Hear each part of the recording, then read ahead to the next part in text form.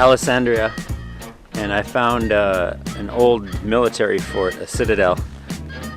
It's kind of an eerie feeling. It's pretty fog, overcast. There's no one else really around. So according to one sign I just passed, I'm in the courtyard here, and the fort was used from 1848 until 1946.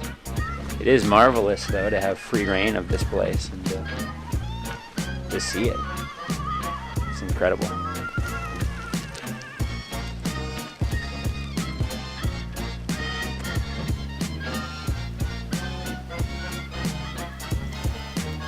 Just illuminated by the sunrise behind me is a 1950s bridge. Much easier to see on this side with the sun, but this is a bridge that was constructed in the 1950s, replicating a bridge that was built in the 1300s from the Romans, when this used to be a Roman town. Partway up there is a chapel, and that's a chapel to St. John, and the chapel was reconstructed with the original pieces that were found on the riverbed. The original location of the bridge is just up the river a couple of meters, and the original standings from the Roman bridge are also still visible since the water level is lower. I'm finally here where I wanted to be in Italy, and this is the Po River. This is what I'll be following almost all the way to 2 days away from Venice. I'll be bisecting Italy, following alongside this river. The path right down here makes me a little nervous. I'm afraid that is the cycling path that I should be following. So instead I'm going to stick to roads for a little bit.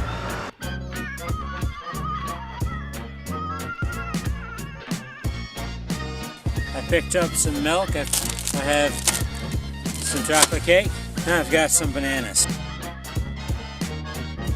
I'm not sure if it's just because I just ate a chocolate cake or if it's because I just had a liter of milk in my lunch, but my tummy is not feeling so hot.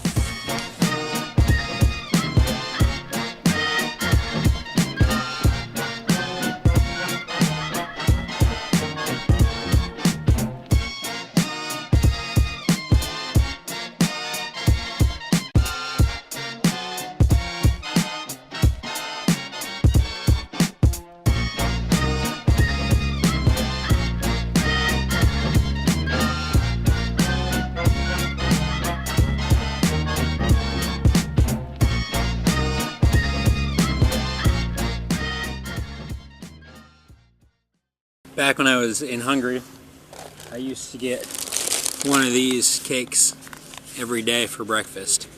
And so I'm really excited to, I don't know, celebrate. Recollect. This stuff is crack. In effort to save some cash, I typically buy the cheapest product. And this was the cheapest product. Cocoa Pebbles. It tastes like if you bake with chocolate and then you burn the outside edges of the pan. It's like you're eating that part of the chocolate. This is much better.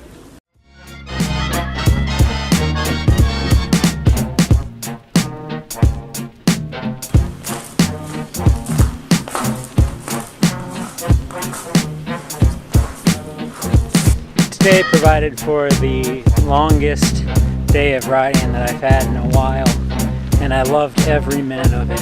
Finishing my day on this eddy or dike or whatever. This is clearly a retaining wall for the Po River.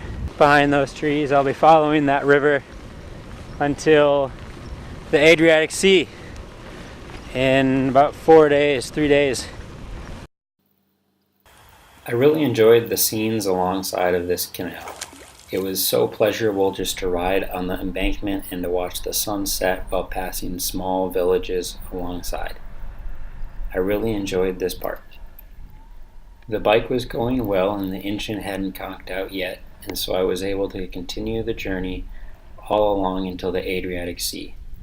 From this point forward, I would be riding a separate bike trail, hopefully all the way until Venice. The trail had varying qualities, but was overall easy to ride. The portions of dirt were hard-packed enough with other riders that it was easy to find my way. Even easier with the help of a GPS. The route was not very well marked, and so I would need to rely on asking for directions to get to the next towns in order to restock food, finally finding my way to Venice. By coincidence and with a little luck of planning, I arrived during the Carnival of Venice. On my first evening, I decided just to explore the city, taking my camera and watching the start of the carnival at night. I haven't gotten myself as thoroughly lost in the last 5 years as I did wandering the canals and the bridges of Venice. The darkened buildings and the evening glow cast a wonderful sense upon the city that I looked forward to exploring the next morning.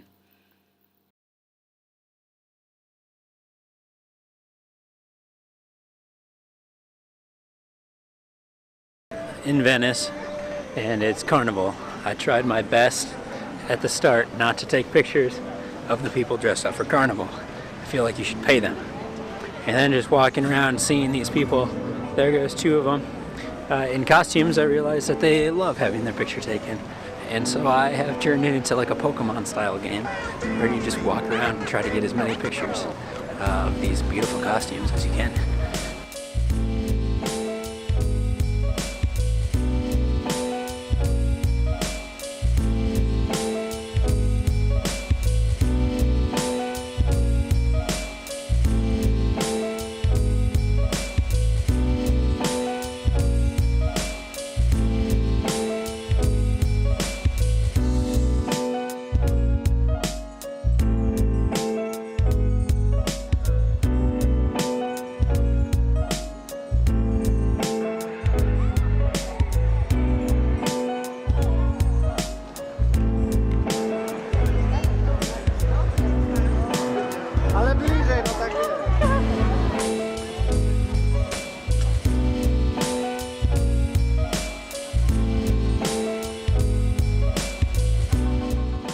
This is the famous Bridge of Sighs, which was immortalized by Lord Byron. On the left-hand side is the capital of Venice, and on the right is the prison. Byron named it the Bridge of Sighs, as this was the sound that the prisoners often made passing the bridge, being able to glimpse Venice one last time. I've been on this bridge for about 40 minutes, just waiting for the perfect shot for the video. And just across this way here is the fire boat. How great would that be to see the fire boat there in Venice?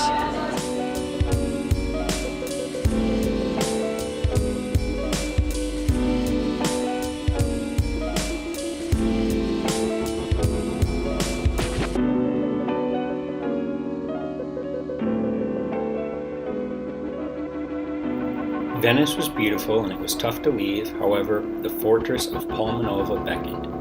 Palmanova is a citadel that is star-shaped and located just close to the border between Slovenia and Italy. It was a misty morning when I set off, and I would reach Palmanova in an equally misty afternoon. I spent the time waiting for my host biking around the fortress and was very surprised and impressed that there was a trail that encircled the whole fort, and I was allowed to bike on it. I think it's mainly made for mountain bikes, however. It's a little bit misty, but it adds to the allure. I am incredibly impressed at how big this thing is and how tall these walls are. They're incredibly steep. It's really deep as well. I mean, you can see a bus way off there, kind of. Can you see a bus? Yeah, you can see a bus. That's just on the other side of the walls.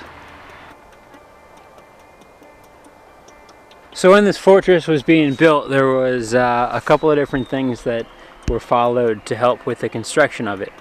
Down on the bottom, there is a spring. All of the soil that's inside of the fortress and that the buildings are built on, it's a very springy, sandy, sponge-like soil. And so if you dig down, you are on top of an aquifer. And so they've got their natural water there. And they devised a really fantastic pump system that was used. It wasn't a vertical pump, but it was rather a horizontal pump system. And in order to increase the kinetic energy that was used to pull the water up with the least amount of effort from the individuals, they built it horizontally, and so it had almost like a razorback shape to it, and each lever exerted force onto the other one, until finally it went into the ground and it was able to pull the water up.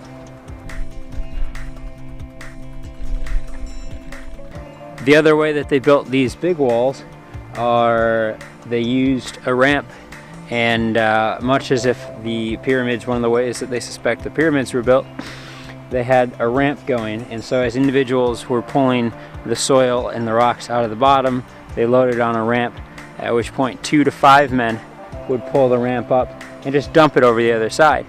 And so this created increasing height of your walls and a decreasing height. What, decreasing? Yeah, you can say decreasing height. Decreasing level. Anyway, that went down.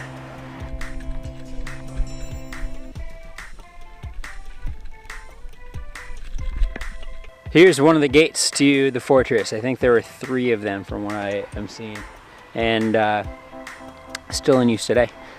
But if you have a protrusion, like one of these angles to the side, then individuals here could watch the gate and they could be able to protect the gate.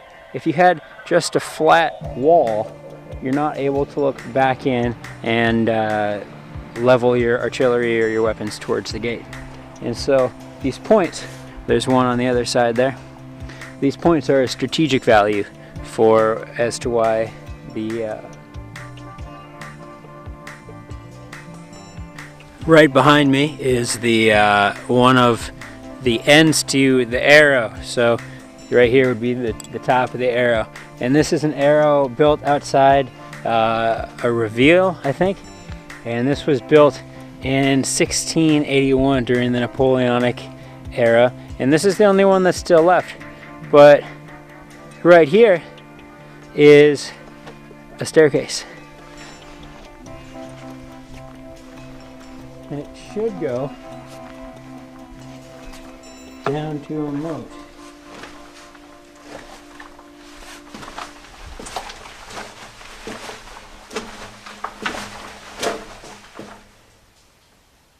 Well, that is dark.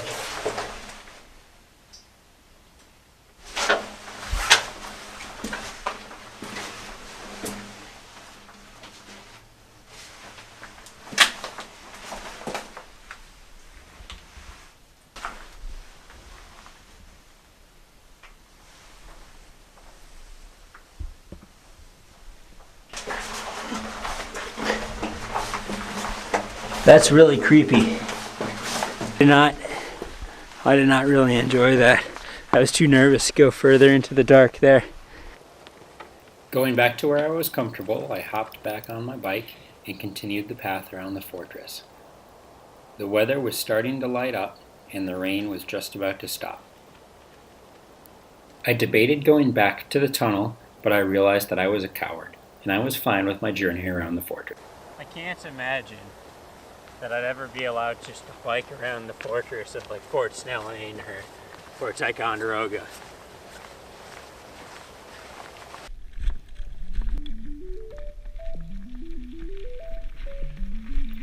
With a few hours left before I met my host, I spent the last few minutes biking around the fort and was proud to say that I had biked the whole fort without falling down on the muddy track. Which sounds easy, but I think it was an accomplishment. Here at Cricket Sales, the bar seems to be getting lower every day. Leaving the next morning, I headed off into the dark mist and the clouds above Slovenia. I'm at just about 800 meters, filling up from this spring behind me here. I'm absolutely soaked. I have been racing this damn cloud, and we're both going up towards the top of this ridge, and I think there's going to be more rain on the other side. But every time this cloud catches me, I just get drenched. And this is the furthest I've been able to see in at least 20 minutes. Special thanks again to Patrick R. Patterson and Josh Boss for their help along the way. Next episode, I make it into Slovenia, where I see the creatures of my own nightmares. I get into a fight with a kid and lose, and spend some time fixing the bike. For more up-to-date information, go ahead and subscribe, as well as check out cricketstales.com and the same on Facebook. Venice à Carnival, oui. Et tout au milieu de là. Ah, voilà,